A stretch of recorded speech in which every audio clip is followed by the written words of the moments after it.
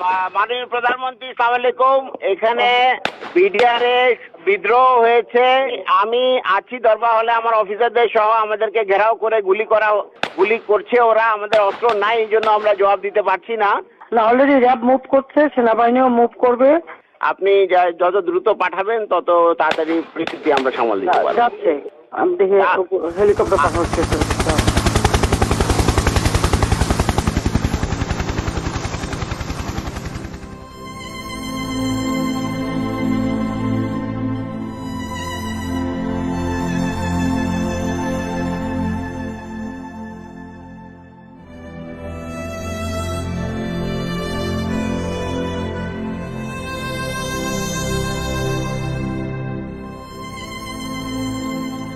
25শে ফেব্রুয়ারি 2009 সেদিন আনুমানিক সকাল 9টায় আমি ফোন কল পাই পিলখানা থেকে, এবং তখন সেই ফোন কলের মাধ্যমেই জানতে পারি যে পিলখানাতে আমাদের সামরিক অফিসাররা আক্রান্ত হয়েছেন।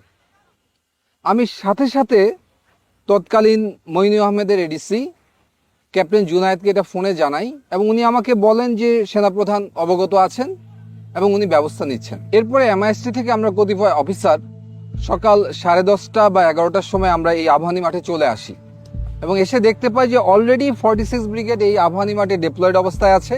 শুধু আবাহনী মাঠেই না, 46 ব্রিগেডের একটি অংশ এই মেডিনোভার সামনে এই রাস্তায় পিছনের গলিতে ভারী অস্ত্রশস্ত্র নিয়ে সকাল 10:30 থেকে অপারেশন পরিচালনা করার জন্য রেডি ছিল। এর বাইরেও পিলখানার 3 নম্বর এবং 5 নম্বর গেটে র্যাবের একটি সেকশন এবং একটি প্লাটুন অপারেশন রেডিনেস অবস্থায় ছিল। আর আমি ঠিক যেখানে দাঁড়িয়ে আছি সেখান থেকে মাত্র 300 গজ দূরে ওই যে গাছটি দেখা যায় সেটি হচ্ছে পিলখানার গেট। অর্থাৎ পিলখানা থেকে মাত্র 300 গজ দূরে সকাল 10:30 থেকে সেনাবাহিনী অপারেশনের জন্য সম্পূর্ণ প্রস্তুত ছিল, অপেক্ষা করছিল একটি আদেশের জন্য, মুভ ফরওয়ার্ড। সে আদেশটি আর আসেনি।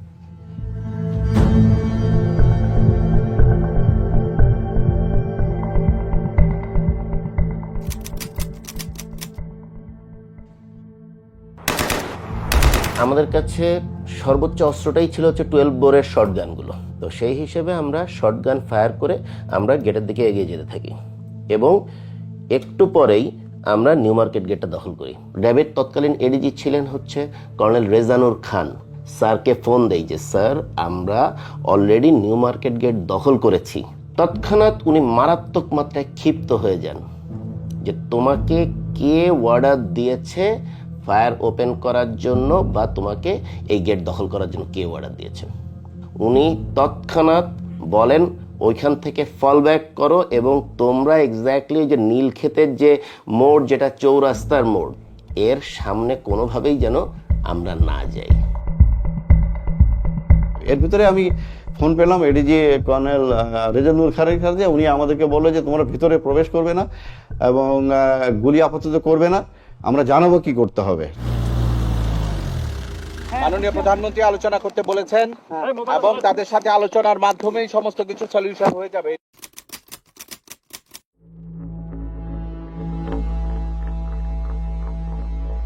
আনুমানিক বেলা 12টার দিকে আমরা দেখতে পাই 3-4 জন লোক সাদা পতাকা হাতে নিয়ে পিলখানার দিকে এগিয়ে যাচ্ছে, এবং তারা যখন পিলখানার দিকে অ্যাপ্রোচ করলেন হঠাৎ করে আচানকভাবে গুলি বন্ধ হয়ে গেল।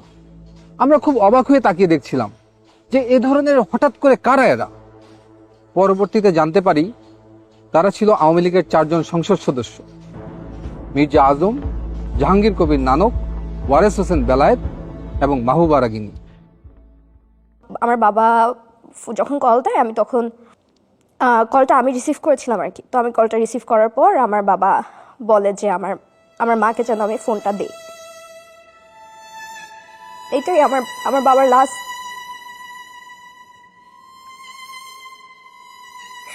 এরপরে কোনোদিন আমি আমার বাবার ভয়েস শুনি নাই।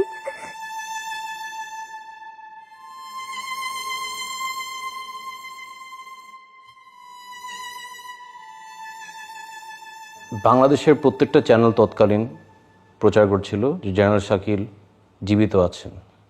শুধু একমাত্র দেখি এনডিটিভি বা ইন্ডিয়ান একটা চ্যানেল প্রচার করলেন সকাল সকাল যে general Shakil has been assassinated. কোনো সন্তান তো এই সংবাদ বিশ্বাস করতে যাবে না। এত তাড়াতাড়ি সব কিছু হচ্ছিল, কেউ কিছু বলছিল না। আঙ্কেল আন্টিরা ছিল, বলতাম যে আমি বাসায় যাব,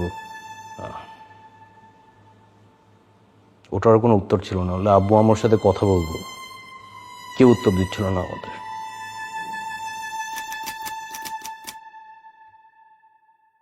দুইটার মধ্যে দুইটা dead body Hazaribagh sewerage line দিয়ে বেরিয়ে আসে। মানে বেলা 2টার মধ্যে সারা জাতি জানতো যে দুইজনকে কমপক্ষে হত্যা করা হয়েছে। এই আবাহনী মাঠে আমাদের গ্রাউন্ড কমান্ডার ছিলেন ব্রিগেডিয়ার হাকিম স্যার। ব্রিগেডিয়ার হাকিম স্যারকে আমরা বারবার প্রশ্ন করি, কখন আমরা ভিতরে যাব, কখন আমাদের ভাইদেরকে উদ্ধার করব, তাদের পরিবারদেরকে উদ্ধার করব। উনি বলেন সেনাপ্রধান তৎকালীন প্রধানমন্ত্রী শেখ হাসিনার সাথে বিষয়টি আলোচনা করছেন এবং ওনার আদেশ পেলেই আমরা মুভ করব।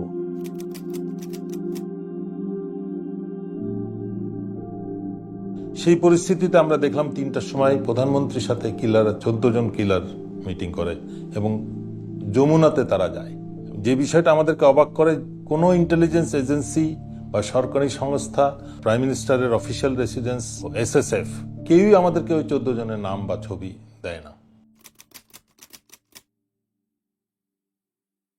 হঠাৎ করে দেখলাম যে একটা টিম সাহারা খাতুনের নেতৃত্বে আইজিপি এবং আরো 2-1জনকে সাথে করে ভেতরে প্রবেশ করলো 25 তারিখে রাত্রেই।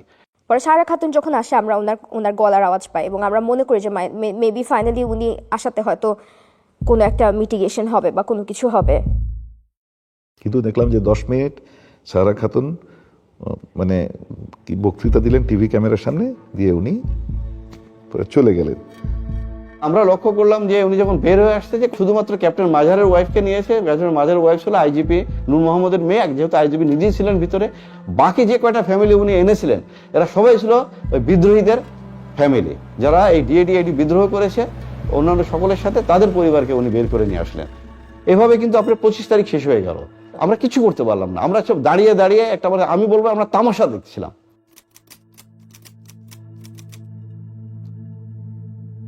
26শে ফেব্রুয়ারি সারাদিন আমরা ইউনিফর্ম পরে অস্ত্র হাতে এখানে অপেক্ষা করছি কখন আমার ভাইদেরকে উদ্ধার করব। আমরা সারাদিন পিলখানা কর্ডন করেছিলাম, আর সেই কর্ডনের ভিতর, সেই নিরাপত্তা বলয়ের ভিতর খুঁজে খুঁজে আমাদের ভাইদেরকে হত্যা করা হয়েছে। সেনাবাহিনীর military academy training, commando training, এগুলোর কি মূল্য আছে যদি এই সব দুর্যোগ মুহূর্তে, অরাজক মুহূর্তে আমাদের ভাইদেরকে উদ্ধার করতে না পারি? যুদ্ধক্ষেত্রে তাহলে আমরা কি করব? Indecision, waiting for political order, নাকি সেটা হবে মিলিটারি এক্সিকিউশন অর্ডার? সেই প্রশ্নটা আজকে আমি আপনাদের কাছে রাখতে চাই।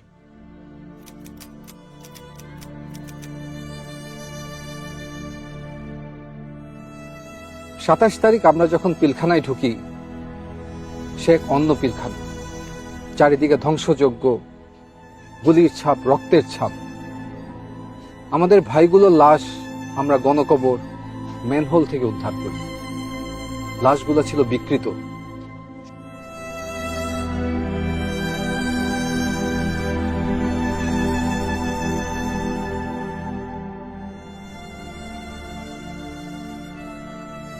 সমস্ত বাড়িঘর ছিল জ্বালানো, পোড়ানো, লুটতরাজের চিহ্ন। কিন্তু একটি বাড়ি ছিল একদম অক্ষত।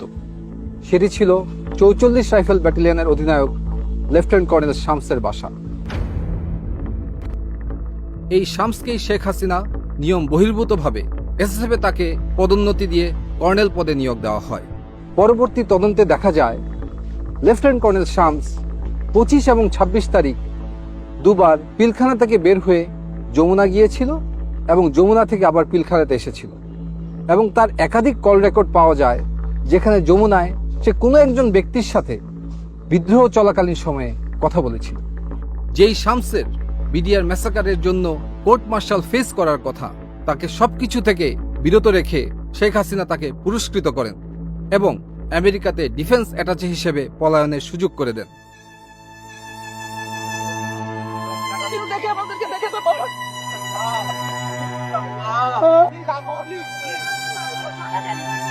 ঠিক আছে আসো আনো তুমি ওখানে বসো।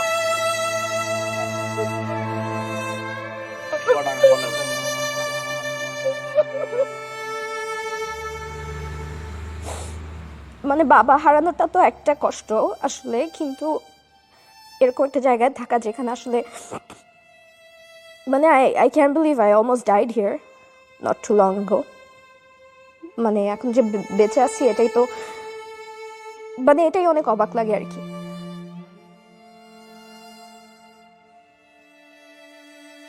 আমার বাবার মাথায় গুলি লেগেছিল এবং এই জায়গাটা থ্যাতলানো ছিল এবং খুব সম্ভবত গুলিটা গাল দিয়ে বের হয়ে গেছে।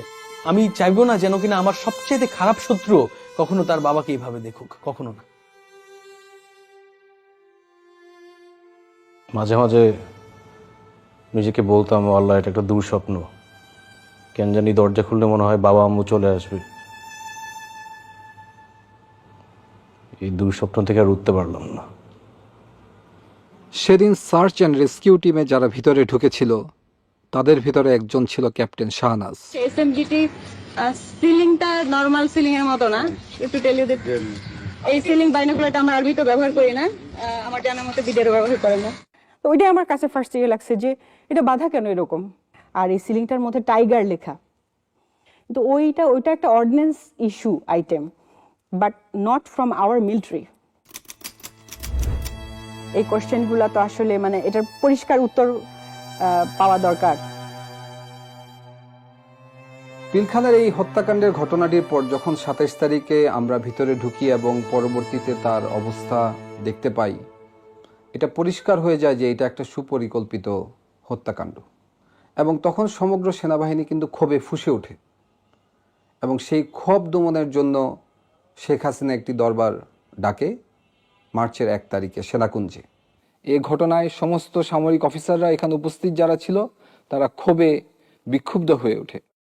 মাননীয় প্রধানমন্ত্রী আপনার সাথে যখন কথা হচ্ছিল মহাপরিচালকের, যদি তখন আপনি সেনাবাহিনী পাঠাতেন, ল্যাব পাঠাতেন, আবার আপনার বন্ধুরা তারা দরবারভাবে ঢুকেছে আধা ঘন্টা পরে এবং তারা কিলিং শুরু করেছে 11:30 থেকে 11টার পরে। তার আগে কাউকে মানে নাই। কিন্তু যদি র্যাব সেনাবাহিনী এই এখান থেকে এইটুকু যদি 1 ঘন্টার মধ্যে ঢুকতে না পারে, সেই সেনাবাহিনী আমাদের দরকার নাই, দরকার নেই আমাদের। আমরা অসহায়ের মতো ওখানে বসে আছি, সবাইকে বলা হচ্ছে, সবাই আমাকে বলছে আসছে আসছে, কেউ আসলো না। তখন যদি ইচ্ছে আমার সেনাবাহিনী কোথাও আমাদের একটা ট্রেন পাঠাতো, অথবা একটা যদি আমাদের কমান্ডো বাহিনী একটা ল্যাটরও যদি যেত, ওরা পিপিলিকের মতো পাঠিয়ে যেত, কিন্তু কেউ গেল না। অসহায়ের মতো আমার অফিসারগুলো সব মেরে ফেললো, সব মেরে ফেললো।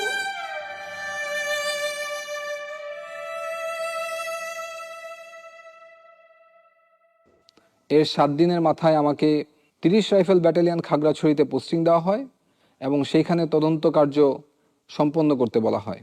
আমি যখন তদন্ত শুরু করি এবং তখন দেখতে পাই যে ভারতের বিএসএফ এর বর্ডার পোস্ট থেকে বাংলাদেশের সমস্ত বিওপিগুলোতে উস্কানিমূলক মেসেজ দেওয়া হয়েছে এবং সেই মেসেজের সারমর্ম ছিল যে বাংলাদেশের বিডিআর সৈনিকরা যেন বিদ্রোহ করে, তাদেরকে সেনাবাহিনী হত্যা করতে আসছে এবং তারা যেন অস্ত্র ধরে। এবং দুঃখজনক হলো সত্য যে আমাদের বিডিআরের সৈনিকরা সেই ট্র্যাপে পড়েছিল এবং 26 এবং 27 তারিখে ভারতীয় উস্কানিতে তারা সমস্ত বিওপিগুলোতে বিদ্রোহ করে। তদন্ত শুরু হওয়ার সাথে সাথে আমরা বুঝতে পারি যে এটা কোনো বিদ্রোহ না, এটার সাথে রাজনৈতিক সম্পৃক্ততা আছে, এমনকি সরকার প্রধানও এটার সাথে জড়িত হওয়ার অনেক সিমটম আমরা দেখতে পাচ্ছিলাম। আমার এই অনুসন্ধান রিপোর্ট যখন আমি আমার সেক্টর হেডকোয়ার্টার এবং ঊর্ধ্বতন কর্মকর্তাদেরকে প্রেরণ করি, তার 7 দিনের মাথায় আমার পোস্টিং হয়ে যায়। আমাকে ঢাকায় পিলখানা সদর দপ্তরে তদন্ত কার্যক্রমের সমন্বয় কর্মকর্তা হিসেবে নিয়োগ দেওয়া হয় এবং আমাকে ঢাকায় অনতিবিলম্বে চলে আসতে বলা হয়। সে সময় বাংলাদেশের বেশ কয়েকটি সংস্থা তদন্ত করছিল, তার ভিতরে জাতীয় তদন্তকারী সংস্থা হিসেবে একটি সমন্বিত টিম গঠিত ছিল, সেনাবাহিনীর একটি তদন্ত সংস্থা ছিল, এছাড়াও পুলিশ কর্তৃক ডিবির মনিরুল ইসলাম এবং আবুল কাহার আকন্দ, ওনাদের দুজনের নেতৃত্বে একটি তদন্ত কার্যক্রম সংগঠিত হচ্ছিল। এর বাইরেও পিলখানা হেডকোয়ার্টারে রাইফেল সিকিউরিটি ইউনিট যেটাকে বলে, সেখানে পিলখানার আভ্যন্তরীণ একটি তদন্ত কার্যক্রম চলমান ছিল। তার নেতৃত্ব দিচ্ছিলেন তৎকালীন রাইফেল সিকিউরিটি ইউনিটের সিও লেফটেন্যান্ট কর্নেল আজিজ। এবং আমি খুব অবাক হয়ে লক্ষ্য করি যে র্যাব কর্তৃক সবচেয়ে বেশি তথ্য উপাত্ত সংগ্রহ করা হয়েছিল, কিন্তু কোনো এক অজানা কারণে র্যাবকে সেই তদন্ত থেকে সরিয়ে দেওয়া হয়। এই র্যাবের টিম যারা ছিল, টাস্ক ফোর্স ইন্টেলিজেন্স টিম যেটা ছিল, ওদের তরফ থেকে কিছু তথ্য আসে এবং ওইগুলো নিয়ে আমরা কাজ শুরু করি। তখন মোটামুটি স্পষ্ট হয়ে যায় যে এটা কোনো বিদ্রোহ না, এটা রীতিমতো পরিকল্পিত হত্যাকাণ্ড। এই হত্যাকাণ্ডের ষড়যন্ত্র 2007 সাল থেকে শুরু হয়েছে। এটা শুধু একদিনের ঘটনা নয়। 2007 সালে সর্বপ্রথম ব্যারিস্টার ফজলুল তাপসের কাছে বিডিআরের একদল সৈনিক যায় এবং সেখান থেকে এর ষড়যন্ত্র শুরু। পরবর্তীতে বিভিন্ন পর্যায়ে ব্যারিস্টার শেখ ফজলুল তাপস, জাহাঙ্গীর কবির নানক, মির্জা আজম, শেখ সেলিম, লেদার লিটন, আওয়ামী লীগ নেতা তোরাব আলী, তারা বিভিন্ন সময় বিডিআর সৈনিকদের সাথে মিটিং করে এবং এই কিভাবে এটা এক্সিকিউশন করা হবে সেই ব্যাপারে তারা পরিকল্পনা করে। শেখ ফজলুল তাপস 2007-08 সালে প্রতি জুম্মার নামাজ উনি বিডিআর মসজিদে পড়তেন এবং নামাজ পরবর্তী সময়ে উনি বিডিআর সৈনিকদের সাথে ঘণ্টাখানেক মিটিং করতেন এবং এই পরিকল্পনার নেতৃত্ব দিতেন সাবেক বিডিআর সদস্য তোরাব আলী এবং তার ছেলে লেদার লিটন। দুজন রাজসাক্ষী ছিলেন, বিডিআর মসজিদের পেশ ইমাম, এছাড়াও বিডিআর একজন সৈনিক। পেশ ইমাম সাহেব উনি সুস্পষ্টভাবে ব্যারিস্টার তাপসের কথা উল্লেখ করেছিলেন এবং আরও কিছু রাজনৈতিক ব্যক্তিবর্গের কথা উল্লেখ করেছিলেন যারা বিভিন্ন সময় বিডিআর মসজিদের ভিতরে মিটিং করতে উনি দেখেছেন, কিছু কিছু কথা তিনি ওভারহিয়ারও করেছেন। পেশ ইমাম সাহেবকে আবুল কাহার আকন ডেকে নিয়ে যায় জিজ্ঞাসাবাদের জন্য এবং পরবর্তীতে উনাই জীবিত আর ফিরে আসেননি। আমার আব্বুকে এটা বলা হয় যে আপনার ভারপ্রাপ্ত থেকে আপনাকে পার্মানেন্ট পেশ ইমাম করা হবে। শুধু এই যে স্টেটমেন্টটা লিখিত যেটা সরকার থেকে দেওয়া হয়েছে সেই স্টেটমেন্টটা দিতে বলা হয়েছে। আর আব্বু যে স্টেটমেন্টগুলোতে বলছে মিটিংয়ের কথা, দরবার হলে কাদেরকে চিনছে তাদের কথা, সেগুলো সবগুলো নিয়েই সমস্যা করা হয়েছে, যে চেঞ্জ করতে বলা হয়েছে। 11ই মার্চ আব্বু মারা যায়। আব্বুর পোস্টমর্টেম হয় ঢাকা মেডিকেল কলেজ হসপিটালে। পোস্টমর্টেম হয়, জানাজা হয়, কিন্তু এই পোস্টমর্টেম রিপোর্ট আজও আমরা পাইনি।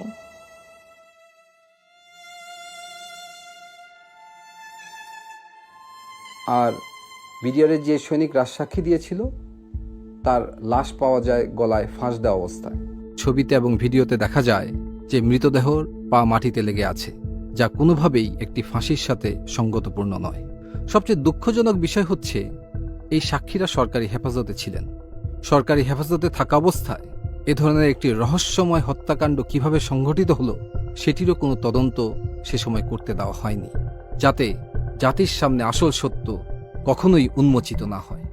যে 2008 সালের শেষের দিকে বাংলাদেশের সমস্ত ডিএডি এবং 2009 সালের প্রথম দিকে সমস্ত ডিএডি এই ষড়যন্ত্রে সামিল হয়েছিল এবং তারা শেখ ফজলুল তাপস, জাহাঙ্গীর কবির নানকের সাথে 22শে ফেব্রুয়ারি দেখা করেন। এর পূর্বে বিডিআরের একটি গ্রুপ আওয়ামী লীগের শেখ সেলিমের বাসায় দেখা করে, যার নেতৃত্ব দেন ডিএডি হাবিব। কিভাবে লাশ সরানো হবে সে ব্যাপারেও তারা বিস্তারিত আলাপ আলোচনা করেছেন। আর এই সমস্ত কিছু রিপোর্টে আমি সংশ্লিষ্ট করে যখন তৎকালীন প্রধানমন্ত্রী শেখ হাসিনার কাছে উপস্থাপন করা হয়, উনি খুব ক্ষুব্ধ হন এবং ফাইলটি উনি ছুঁড়ে ফেলে দেন। জেনারেল মইনুলকে বলেন, হোয়াট ওয়াজ দ্য অর্ডার? এই ঘটনার পর সভাপতি জেনারেল মইনুল খুব ক্ষুব্ধ হন। উনি আমাকে সরাসরি মনিরুল ইসলাম এবং আবুল কাহার আকন্দের রিপোর্টকে ফলো করতে বলেন এবং আমাকে 5 দিন সময় দেন। আমি 5 দিন পরে সেই একই রিপোর্ট তাকে আমি প্রদান করি। উনি আমাকে দিকে তাকিয়ে জিজ্ঞেস করেন, হোয়াই? আমি শুধু উত্তর দিই, স্যার, আমি আমার ভাইয়ের রক্তের সাথে বেইমানি করতে পারবো না। ওই পরিপ্রেক্ষিতে আমি ডিসাইড করি যে না, এই আর অবহেলা গ্রহণযোগ্য হবে না। তখন আমি নোট অফ ডিসেন্ট দেই এবং ডিসএগ্রি করি এবং তাদেরকে কোনো সুযোগ দেই নাই যে আলাদা কোনো পেজ আমি নোট অফ ডিসেন্টে ইনসার্ট করব, সেটা ছিঁড়ে ফেলে দিবে। আমি আমার সিগনেচারের উপরে এক সেন্টেন্সে লিখে দিই যে এই ধরনের রাষ্ট্রীয় গুরুত্বপূর্ণ বিষয়ের তদন্তে অবহেলা গ্রহণযোগ্য নয়। একজন সার্ভিং আর্মি অফিসার হিসেবে সরকারি নির্দেশে পিলখানা তদন্ত কার্যক্রম সমন্বয় করার সময় হঠাৎ একদিন আমি আবিষ্কার করি আমাকে আমারই বাহিনীর লোকজন গুম করেছে তারা আমাকে নিয়ে যায় ডিজিএফআইতে এবং সেখানে আমাকে তাদের কাস্টডিতে এবং আয়নাঘরের বন্দী হিসেবে 361 দিন গুম করে রাখে। সেখানে আমি আরো বুঝতে পারি আমার মতো আরো অনেক সামরিক অফিসার সেই আয়নাঘরের বন্দী। কি অপরাধ ছিল আমাদের? পিলখানার এই নির্মম হত্যাকাণ্ডের পিছনে যে রাজনৈতিক ব্যক্তিবর্গ ছিল তাদের মুখোশ উন্মোচন করাই ছিল আমার অপরাধ? সত্যকে উদ্ঘাটন করাই কি ছিল আমার অপরাধ? জাতির কাছে আমি আজকে এই একটি প্রশ্ন করে যেতে চাই। আমার বিয়ে ঠিক 10 দিনের মাথায় হঠাৎ তার ফোন বন্ধ, আমরা জানি না সে বেঁচে আছে কিনা। তখন আমার নামে একটি মিথ্যা মামলা সাজানো হয়। আমাকে বলা হয় আমি ব্যারিস্টার ফজলেনুর তাপসের উপর বোমা হামলা ষড়যন্ত্র করেছি। দৈনিক বাংলা ভবনে একটা এসিড কম্প্রেসার ব্লাস্ট হয়ে নিচে একটা গাড়ির গ্লাসের উপরে পড়ে এবং গ্লাসটা ভেঙে যায়। এটাই হচ্ছে মূল ঘটনা ছিল, যেটা তখন সমস্ত টিভির স্ক্রলে প্রথম নিউজ এটাই আসে। পরবর্তীতে একদিন পরে নিউজ টোটাল চেঞ্জ হয়ে যায় যে এখানে একটা বোমা হামলা হয়েছে। তারা আমার সদ্য বিবাহিত স্ত্রীর একটি ভিডিও দেখায়। সেখানে দেখা যায় যে আমার স্ত্রী আমার শাশুড়ি সহ কোন এক জায়গায় যাচ্ছেন এবং তখন এই ভিডিও দেখিয়ে তারা আমাকে একটি সাদা কাগজ দেয়। আমি এর মর্ম বুঝতে পারি। আমি সাদা কাগজে স্বাক্ষর দিয়ে দিই। 9 নভেম্বরে হঠাৎ করে আমাদেরকে বলা হলো যে 5 বছরের জেল। গত বছরই এই মামলার টোটাল ফাইনাল রিপোর্টটা দেয় যে ওইখানে এই ধরনের কোনো ঘটনাই ঘটেনি, অথচ আমাদের জীবন থেকে 5 বছর চলে যায় শুধুমাত্র এই ধরনের একটা কেসে নিয়ে। যারা যারা এই নৃশংসতম হত্যাকাণ্ডের সত্য বের করতে চেয়েছে, এই সত্যের পিছনে যারা কাজ করেছে, প্রত্যেকটা পরিবারকে নানাভাবে অপমান, নির্যাতন, জুলুম, জেল অথবা গুমের শিকার হতে হয়েছে। এই ঘটনাটা মানে আওয়ামী সরকারকে প্রচণ্ড আত্মবিশ্বাসী করে তুলেছিল। কারণ হচ্ছে তারা বুঝতে পেরেছিল যে বড় একটা অঘটন ঘটিয়েও তারা সেটাকে চাপা দিতে পারবে। মানে তাদের আত্মবিশ্বাসটা বেড়ে গিয়েছিল এবং সাধারণ মানুষের মধ্যে একটা ভয় ঢুকে গিয়েছিল। মানে ধীরে ধীরে যেটা হয়েছিল যে রাষ্ট্রের ইনস্টিটিউশন সব ধ্বংস হয়ে গেছে। একদম প্রত্যেকটা ইনস্টিটিউশন যদি কাজ না করে তাহলে কোনো গণতন্ত্র টিকতে পারে না, কোনো রাষ্ট্র দাঁড়াতে পারে না, কোনো পজিটিভ কিছু দেখা যায় না। বিশেষ করে ইলেকশনগুলা, তো ইনস্টিটিউশনগুলা ধীরে ধীরে আওয়ামী গভর্নমেন্ট মানে ইচ্ছাকৃতভাবে ধ্বংস করেছে, যাতে করে কোনো কিছু বাংলাদেশের ভবিষ্যৎ না থাকে। এবং আমার মনে হয় এতে উদ্দেশ্যটা ছিল অন্য রাষ্ট্রকে সাপোর্ট দেয়া, যাতে হচ্ছে সেই রাষ্ট্রটার একটা করদরাজ্য হয়ে আমরা টিকে থাকি। 36 ঘন্টার সেই রাষ্ট্রীয় বিট্রিয়ালে জন্ম নেওয়া ফ্যাসিস্ট সরকারের অবসান হয় 36শে জুলাই ছাত্র জনতার অভ্যুত্থানের মাধ্যমে। আমরা চাই না বাংলাদেশে আর কোনো দেশবিরোধী শক্তির আগমন ঘটুক। কতটুকু অশ্রু গড়ালে হৃদয় জলে সিক্ত, কত প্রদীপ শিখা জ্বালালে জীবন আলোয় উদ্দীপ্ত, কত ব্যথা বুকে চাপালে তাকে বলি আমি ধৈর্য। নির্মমতা কত দূর হলে জাতি হবে নির্লজ্জ। আমি চিৎকার করে কাঁদিতে চাহিয়া করিতে পারিনি চিৎকার। আমি চিৎকার করে কাঁদিতে চাহিয়া করিতে পারিনি চিৎকার। বুকের ব্যথা বুকে চাপায় নিজেকে দিয়েছি ধিক্কার। কতটুকু অশ্রু গড়ালে হৃদয় জলে সিক্ত, কত প্রদীপ শিখা জ্বালালে জীবন আলোয় উদ্দীপ্ত, কত ব্যথা বুকে চাপালে তাকে বলি আমি ধৈর্য। নির্মমতা কত দূর হলে জাতি হবে নির্লজ্জ।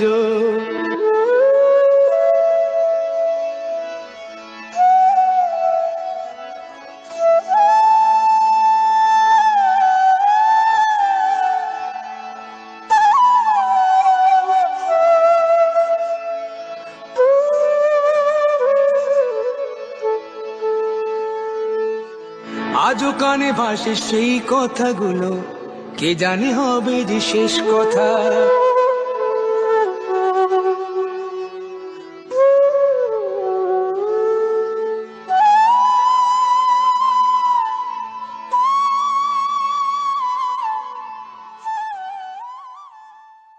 সালাউদ্দিন কাদের চৌধুরী বিএনপির একজন জ্যেষ্ঠ নেতা। মুক্তিযুদ্ধ চলাকালে 1971 সালে সংগঠিত মানবতাবিরোধী অপরাধের অভিযোগে অভিযুক্ত হন ঠিক 40 বছর পর। 2010 সালে আওয়ামী লীগ সরকার আন্তর্জাতিক অপরাধ ট্রাইব্যুনাল গঠন করে এবং 2011 সালে চট্টগ্রামে সংগঠিত হত্যা, গণহত্যা, অগ্নিসংযোগ ও নির্যাতনের অভিযোগে তার বিরুদ্ধে মামলা দায়ের করা হয়।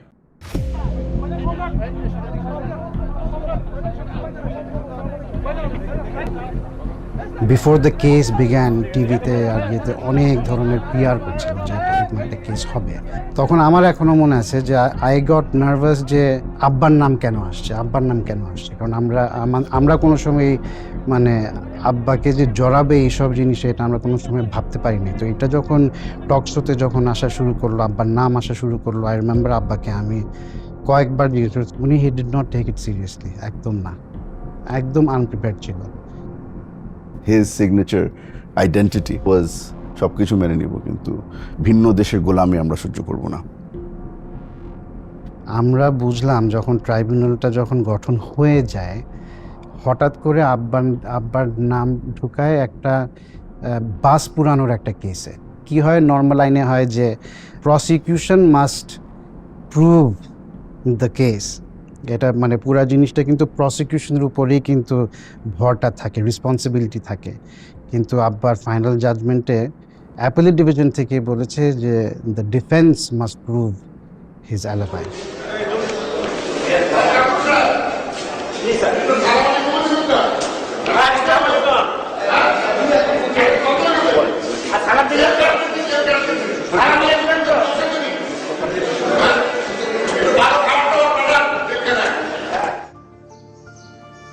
মানে ওই সময় যেহেতু তখন পাকিস্তানে গিয়ে ছিল, পাঞ্জাব ইউনিভার্সিটিতে ছিল, আব্বার যেই ক্লাসমেট ছিল, আমরা ওদের সাথে আগে থেকে যোগাযোগ করে রেখেছিলাম যে আপনাদের কিন্তু আসতে হবে, বিকজ ইউ আর উইটনেসেস, আপনাদের আসতে হবে।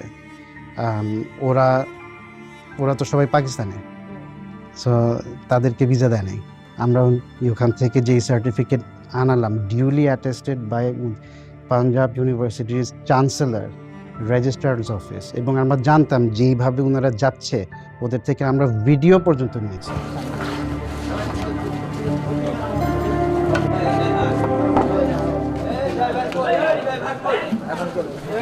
স্কাইপের বিষয়টা ইট ওয়াজ রিয়েলি শকিং।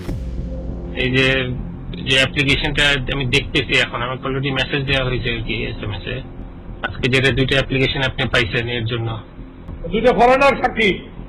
হ্যাঁ দেব না, ওকে, এটা কিন্তু আপনি একটা লিখিত অর্ডার দিয়েন, তাইলে দেখি আমি পড়ে দেখি। আপনি পড়ছেন পুরোটা? আমি বিশেষ পড়েই নেই এখন বন্ধু। ট্রাইব্যুনালের জাজরা ওরা কিন্তু কোনো কাজ করছে না, দে আর জাস্ট সিটিং দেয়ার, জাস্ট আমাদেরকে ঠাকানো।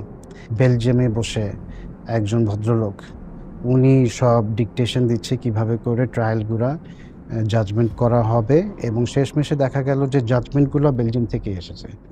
হি was the man behind the whole thing. উনাকেই বেসিকলি দায়িত্ব দেওয়া হয়েছিল যে জাজমেন্টগুলো টেনে এনে টু হ্যাং এভরিবডি। তো জাজমেন্টটা যখন আসলো আর যখন বললো যে you will be hanged by rope until you are dead, এটা যখন বলে আব্বা কিন্তু he said one thing, he said thank you. আমার ঢুকেই কিন্তু আব্বাকে দেখে ইন্না লিল্লাহি ওয়া ইন্না ইলাইহি রাজিউন, আব্বাকে দেখেই বলছে। আমার আব্বা আমার দিকে তাকায় বললো যে তোমার এই অবস্থা কেন, আমি কেন, কি হয়েছে? আমার চুল একেবারে দাড়ি টাড়ি। তো আমি বললাম না, শেভ করি নাই। বললো ইংরেজিতে, বলছে যে তুমি বাসায় যাবা, you will shower, you will shave, you will look like a gentleman and you will bury me tomorrow.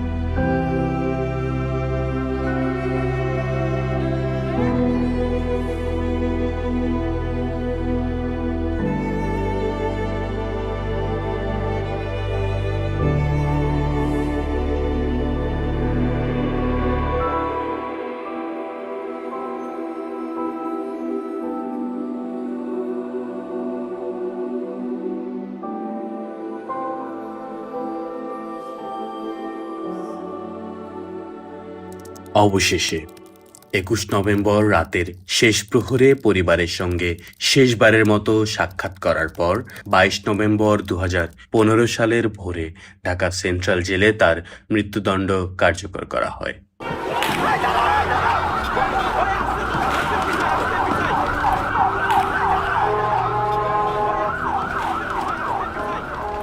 আমরা যে জিনিসটা খুব ভালোভাবে বুঝে ফেলেছি যে সিদ্ধান্ত তো সরাসরি গণভবন থেকেই আসছিল। ওনার আদেশেই আব্বার থেকে লুকানো হলো যে তাকে আজকে রাতে হত্যা করা হবে। ওনার আদেশেই সিদ্ধান্ত নেওয়া হলো যে ওনাকে কোথায় দাফন করা হবে। আব্বার কিন্তু শেষ ইচ্ছাও পূরণ করা হয়নি।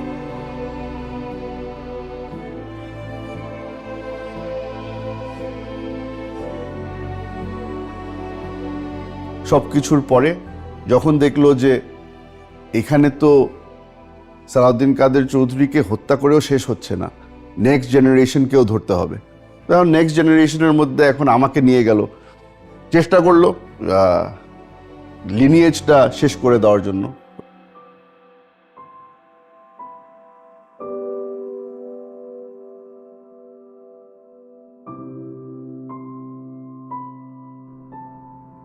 দু 2016 সালে আমি কোর্টে যাচ্ছিলাম।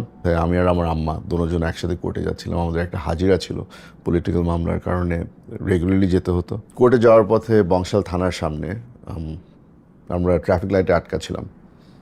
তখন হঠাৎ করে আমার গাড়ি ঘেরাও করে ফেললো 7-8 জন মিলে। সবাই সিভিল ক্লোথসে ছিল, তবে ওদের স্ট্যান্ডার্ড যেই অস্ত্র ওটাও ছিল, আর কোমরের মধ্যে পিস্তল ছিল। মাইক্রোবাসের মধ্যে ঢুকলাম। গাড়িতে উঠানোর সাথে সাথে হাত ধরে আমাকে হ্যান্ডকাফ পরিয়ে দেওয়া হলো। আরও মনের মধ্যে বিশ্বাস তো বেড়ে গেল যে দিস ইজ ইট, এখন মেরে ফেলবে। টেনে আমাকে একটা রুমে নেওয়া হলো। রুমে নেওয়ার পরে এটা ছিল আমার এন্ট্রেন্স ইনটু আয়নাঘর।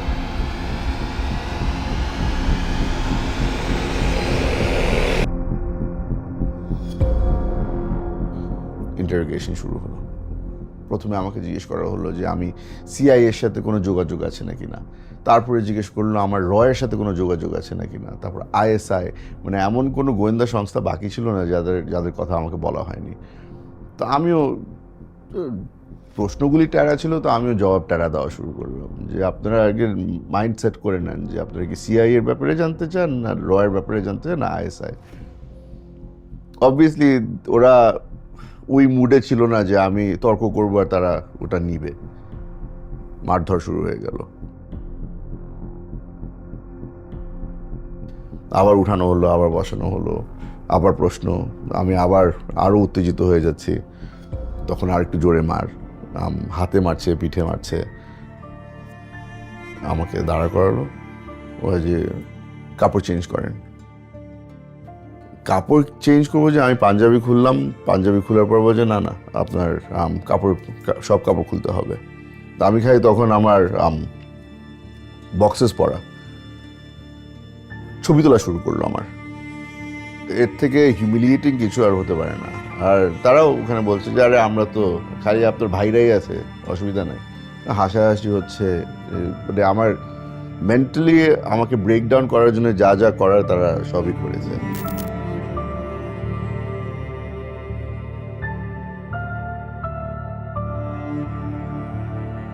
আমার সবচেয়ে কষ্টের সময় আয়নাঘরে আমি আব্বার সাথে কথা বলতাম, ভিভিডলি আব্বার সাথে কথা বলতাম। নর্মাল কনভারসেশন, একদম হয়তো রিডিকুলাস মনে হবে, বাট আমার জন্য আমি আব্বাকে দেখতে পাচ্ছি। মনে হচ্ছে যে আমার পাশে বসা আছে।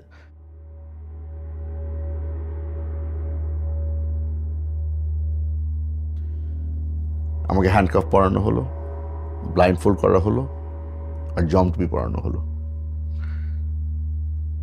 এই জম টুপি যখন আমাকে পরানো হলো, আমার মনে হয় না আমার লাইফে আর এই ধরনের সিচুয়েশন কোনো সময় হবে যে মনে হবে যে আমি আসলে আমি দোজকে পৌঁছে গিয়েছি। কারণ জম টুপি থেকে রক্তের গন্ধ আসছিল, ঘাম আর রক্ত, তো একটা মেটালিক একটা স্মেল থাকে। তো এই জিনিসটা প্রত্যেক দিন যতবার বাথরুমে যেতে হবে এই জিনিসটা আমার ফেস করতে হতো। যতবার আমাকে ইন্টারোগেশন নিয়ে যাওয়া হচ্ছিল বলে তো আর নিয়ে যায় না। আর জমটুপির আপনার মাথার মধ্যে খালি একটা জিনিসই থাকে যে জমটুপির সাথে আপনি কানেক্ট করবেন ডেথ।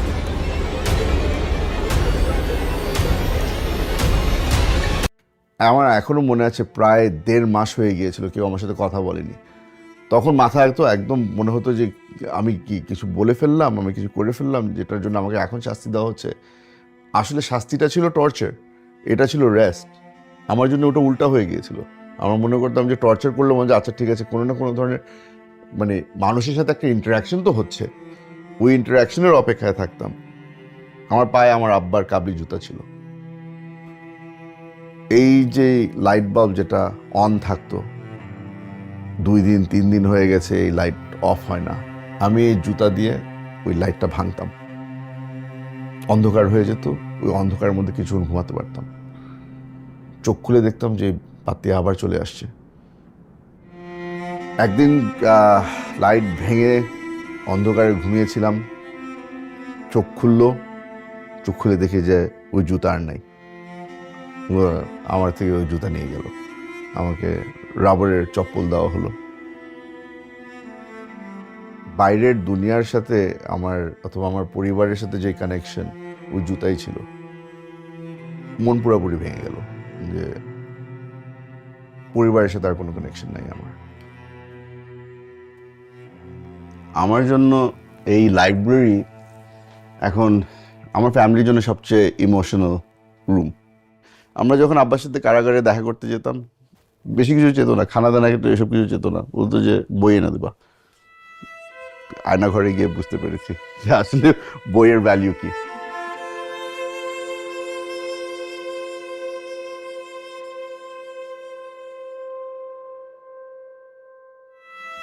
কিচ্ছু জানতাম না, কিছু বুঝতাম না। হঠাৎ করে দেখি সেলের ভিতরে লোকজন ঢুকে চোখ বাঁধলো, আবার 3 বার ব্লাইন্ডফোল্ড করা হলো, জমটুপি পরানো হলো, হ্যান্ডকাফ পরানো হলো। কিন্তু প্রথমবারের মতো দেখলাম যে কে জানি আমার পা নিয়ে টানাটানি করছে। আমার ওই রাবারের স্যান্ডেল খুলে ফেলা হলো আর আব্বার জুতা পরিয়ে দেওয়া হলো। তখন বুঝলাম যে আচ্ছা এখান থেকে বাইরে নিয়ে যাবে। গাড়িতে উঠানো হলো, আবার 2 সাইডে 2 লোক। একজন আবার কোমরের মধ্যে অস্ত্র ধরলো। সামনে যে লোক সে হাসাহাসি করছিল আর সে বলল যে কি ভয় লাগে? আমি প্রিপেয়ার্ড ছিলাম, না ভয় লাগে না।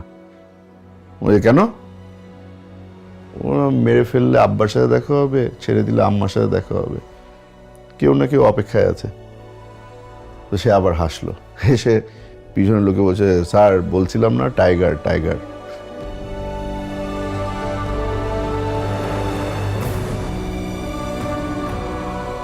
আমাকে জিজ্ঞেস করা হলো যে আপনাকে যদি আমরা ছেড়ে দিই তাহলে আপনি কি করবেন? ও বলেছে পরিবারের সাথে থাকবো, রাজনীতি করবেন?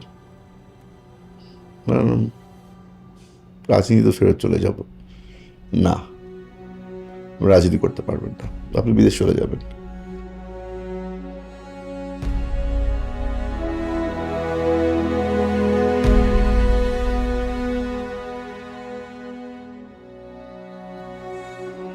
ট্রমা কেমনে করে একটা মানুষকে দুর্বল করে ফেলে, কেমনে একটা মানুষকে ভেঙে ফেলে, ওটা আগে বুঝতাম না, এখন বুঝি। মানুষ শুনলে মনে হবে যে আসলে পাগল হয়ে গেছি। গোসল করা আমার জন্য একটা বড় ট্রমাটিক জিনিস, কারণ ওই সেন্সেশন যে মাথার উপরে টপ টপ পানি পড়ছে, ওই জিনিসটা ফিল করলেই মনে হয় যে আমি আবার ফেরত আয়না করে চলে গিয়েছি।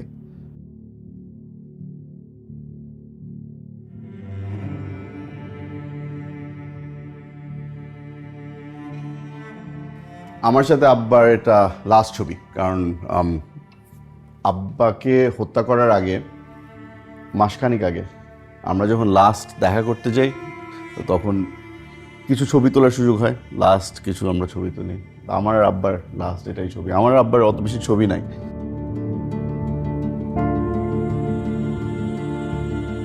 আমার ওয়াইফ, অনেকজন তাকে এসে জিজ্ঞেস করেছিল পরে পরে শুনতে পেলাম অনেকজন বলছে কিসের অপেক্ষায় আছো, তোকে তো মেরে ফেলছে। কিসের অপেক্ষায় আছো, 5 মাস হয়ে গেছে, তোকে তো মেরে ফেলছে। বাট এখন বিশ্বাস করি যে দুনিয়ার যে সোলমেট বলে একটা জিনিস আছে না, কারণ ওর মন মানতো না, ও যে এখনো আছে, যতই বলুক না কেন, যেই বলুক না কেন যে ওকে মেরে ফেলছে, বলতো যে আছে আর আসবে। অপেক্ষা করেছে 7 মাস আমার জন্য।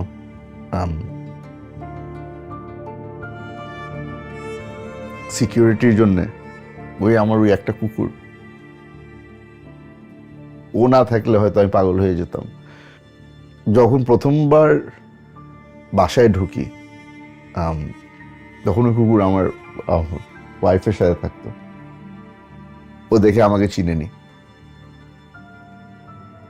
10 মিনিট পরে পাগলের মতো গোল গোল ঘুরছে, আমি ওকে আর ছাড়ি না।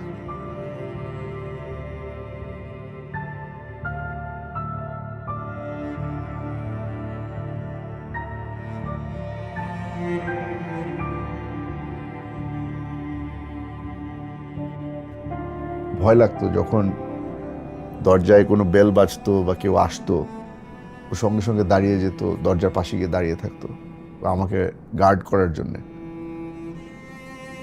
আমার মানুষের উপর থেকে পুরোপুরি বিশ্বাস চলে গিয়েছিল।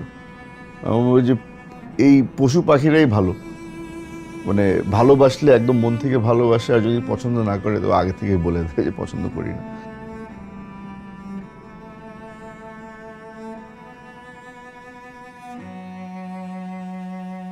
আমরা সকলেই একটা স্বপ্ন দেখেছিলাম যখন আমরা আয়নার ঘরে ছিলাম, বুলডোজারের সিটে বসে এই বিল্ডিংগুলোকে কীভাবে করে আমরা ভাঙবো, অন্যরা ভাঙবে না, আমরা ভাঙবো, যারা সার্ভাইভ করেছে এই টর্চার। কারণ এটাই হচ্ছে কি আসল কন্ট্রোল আমাদের জন্য, আমাদের রিকভারি হবে এটা থেকে।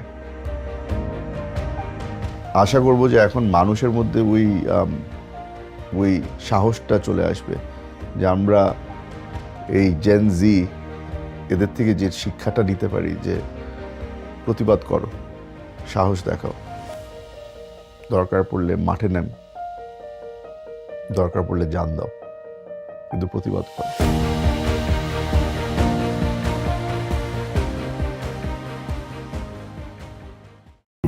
Ahmed bin Qasim, Bangladeshi man who's been disappeared by the regime. Your aunt is the Prime Minister. With one phone call you could... No, I'm saying with one phone call you can make a difference. What you're saying. I'm saying with one phone call you can make a difference. আমি কিন্তু বাংলাদেশি, আমি British Bangladeshi. আজকে সবচেয়ে মনে পড়ছে আমার খালাকে, কারণ উনি আমাকে অনেক শিখিয়েছেন। তো একদিক দিয়ে আমার খালা আমার রোল মডেল ছিলেন।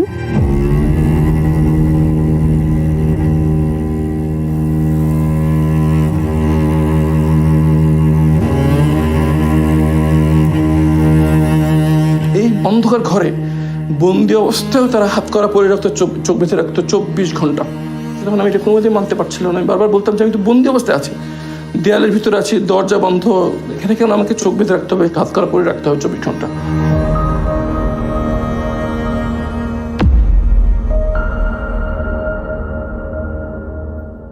আমি তো ভিতরে কারোর সাথে কথা বলতে পারতাম না, মনে হতো যে একটু কথা বলতে পারলে কত না ভালো লাগতো। তখন আমি ওই টিকটিকি পিঁপড়ার সাথে কথা বলতাম, মনটা একটু হালকা হতো আর কি, কথা বলতে পারতেছে একটা জীবন্ত কিছু একটার সাথে।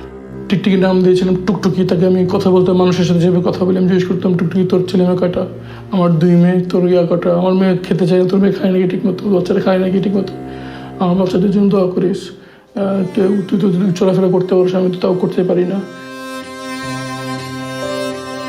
মেয়েকে আমি এভাবে ফেলে আসলাম অনিশ্চয়তার ভিতরে। সে যদি জানতো যে আমি মারা গেছি তাহলে হয়তো সে অন্য সিদ্ধান্ত নিতে পারতো। তার জন্য খুবই খারাপ লাগতো যে তার হক আমি তাকে দিতে পারিনি। সবচেয়ে বেশি কষ্ট লাগতো যখন বাচ্চাদের কথা মনে হতো আর কি। যখন আমার ক্ষুধায় কষ্ট হতো তখন মনে হতো বাচ্চাদের কি অবস্থা, ওরা কি খেতে খেয়ে খাচ্ছে, বিশেষ করে বড় মেয়ে আমাকে ছাড়া খেতে যেত না, কেমন আছে, খুব কষ্ট দিত। যখন আমার ঠান্ডায় কষ্ট হতো, আমার 2 মেয়ে আমার মধ্যে অ্যাজমা আছে, তো আমি ঠান্ডায় অবস্থা, তাদের কি অবস্থা। আর একই সঙ্গে আমার মনে হতো যে যদি আমার এরকম লাগছে নিশ্চয়ই আমার আম্মার কেমন লাগছে, যদি আমার খেতে কষ্ট লাগে তাহলে আমার আম্মার কেমন লাগতেছে, এরকম মনে হতো। মনে মনে আল্লাহকে দোয়া করতাম যে আম্মাকে যেন জানিয়ে দেন যে তার সন্তান জীবিত আছে।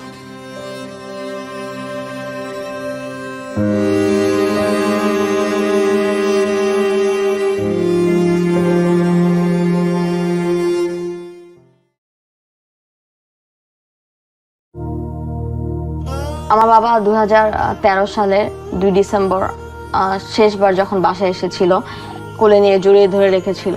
আমার বাবা যদি এবার ফিরে আসে, আমি আসলে আমার বাবাকে ওভাবে মানে জড়িয়ে ধরে থাকবো, যাতে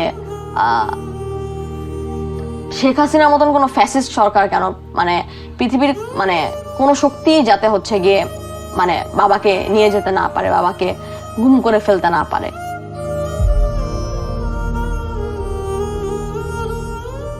বাবা, আমার বাবারে দেখাই দাও তোমরা।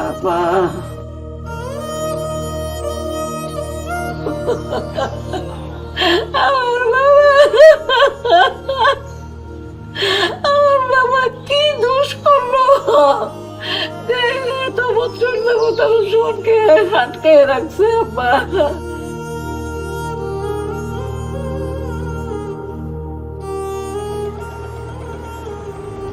অনেকবার আসছি, অনেক মাঝিকে ধরে ধরে জিজ্ঞেস করতাম নৌকা নিয়ে এসে, যদি পুরাতন হয়, ভাই এরকম কখনো দেখছেন যে র্যাব ধরে নিয়ে আসছে বা এরকম মানুষকে মেরে ফেলতে দেখছেন, বা হাতে বাঁধা চোখ বাঁধা এরকম মানুষদেরকে?